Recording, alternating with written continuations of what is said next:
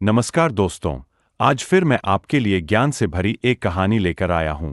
ये कहानी है गौतम बुद्ध और एक दुखी भिखारी के बीच की बुद्ध मोरल स्टोरी, जिससे जीवन का बहुत अच्छा ज्ञान मिलता है।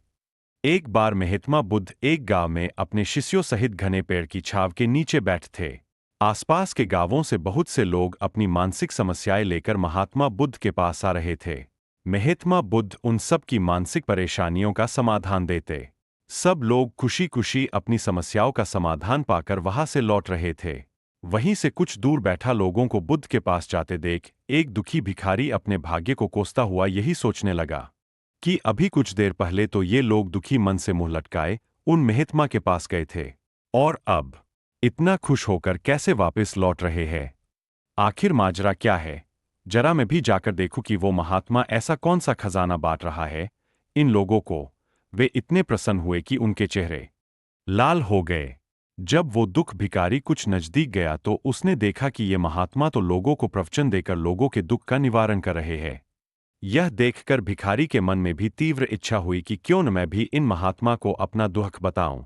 मुझे भी अपने दुख का समाधान अवश्य मिलेगा। बस फिर क्या था, समाधान पाने की लालसा लिए भिखारी महात्मा बुद्ध के सामने पहुंचा और हाथ जोड़कर प्रणाम करते हुए बोला, हे महात्मा बुद्ध, मैं भी लोगों की मदद करना चाहता हूं। मुझे लोगों की मदद करने की बहुत इच्छा है, लेकिन मैं कैसे मदद कर सकता हूं? मैं बहुत गरीब हूं। मेरे पास न तो पैसे है और न ही कोई ऐसी चीज जिससे मैं किसी की मदद कर सकूं। मैं कोशिश करने पर भी किसी की मदद नहीं कर सकता। मुझे भगवान ने इतना गरीब क्यों बनाया? हे महात्मा, मुझ पर कुछ कृपा करो। इतना बोलते हुए भिखारी रोने लगा। महात्मा बुद्ध बोले, आप बहुत अज्ञानी हैं, क्योंकि आप अभी तक इस भ्रम में जी रहे हो कि तुम्हारे पास कुछ नहीं, जबकि दूसरों को कुछ देने के लिए तुम्हारे पास बहुत कुछ है।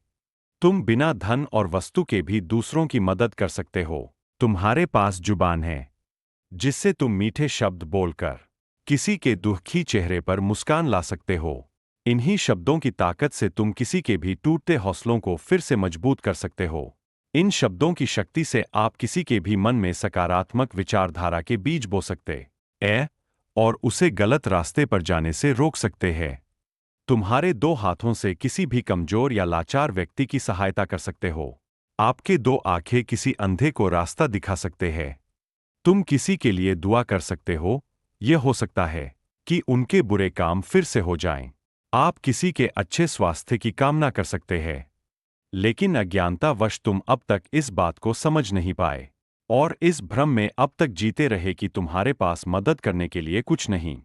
किसी की मदद करने के लिए धन और वस्तु का होना अनिवार्य नहीं है। बिना धन और वस्तु के भी हम कई प्रकार से लोगों की मदद कर सकते हैं। महात्मा बुद्ध के ज्ञान से भरे ये सुंदर शब्द सुनकर भिखारी के चेहरे पर मुस्कान आ गई और वह खुशी से झूमता हुआ वहां से चला गया। इस बुद्ध मोरल स्टोरी से हमने क्या सीखा? दोस्तों, महात्मा बुद्ध की इन बातों से बहुत कुछ सीखा गया। आजकल बहुत से लोग यह सोचकर दुखी होते हैं कि मेरे पास ये नहीं है, बल्कि जो आपके पास है उसी में संतुष्ट रहना सीखें और बिना मतलब के लोगों की मदद करें। इन्हीं से आपको परम सुख की प्राप्ति होगी।